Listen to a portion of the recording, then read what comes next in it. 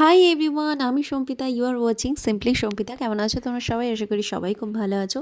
এটা হচ্ছে আমার দিদির হাতের মেহেন্দির ডিজাইন। কেমন হয়েছে আমাকে অবশ্যই কমেন্ট সেকশনে জানিও। কিন্তু আমার দিদির খুব একটা পছন্দ হয়নি, এই নিয়ে আমার দিদি একটু খুঁতখুত করছিল। বাট ঠিক আছে, আমি বললাম দেখ যেটা হয়ে গেছে সেটা আর তোলা যাবে না, বাট এটাকেই মানিয়ে নে। অ্যান্ড দেন তারপর আমরা সবাই মিলে ফুল অফ টিম বেরিয়ে গেছি আমার দিদি শাঁখাপলা পড়তে যাবে সেই কারণে। আমার বোন, দিদি ভাই, কাকিমা, কাকিমার ছেলে, মেয়ে, সবাই সবাই সবাই গেছিলাম আমরা। পুরো টোটাল টিম নিয়ে আমরা দোকানে ঘিরে ফেলেছি। আমার দিদির মনের মধ্যে জানো তো একটা ভয় ভয় কাজ করছিল। শাঁখাপলা পড়তে গিয়ে না আমার দিদি একবার একটা মেয়েকে অজ্ঞান হয়ে পড়ে যেতে দেখেছে। তো সেই নিয়ে একটু নার্ভাস ফিল করছিল। বাট আমার কাকিমা পাশে বলছিল যে না না, কিছু হবে না, ঠাকুরের নাম নিয়ে পর, কিচ্ছু হবে না। তো যাই হোক, সবাই ভালোই এনকারেজ করেছে।